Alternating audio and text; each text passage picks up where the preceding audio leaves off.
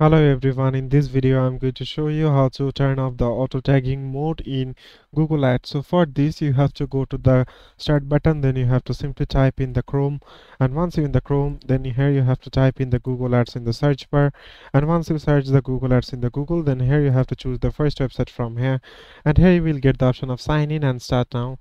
So just click on the sign in if you have already an account, or you can also click on the start now as well.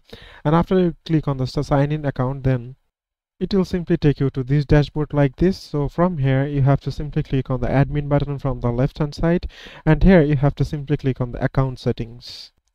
After you click on the account settings, it will simply take you to this page, and here you have to click on the auto tagging option. From here you can see the drop down arrow. Just simply click on the auto tagging option.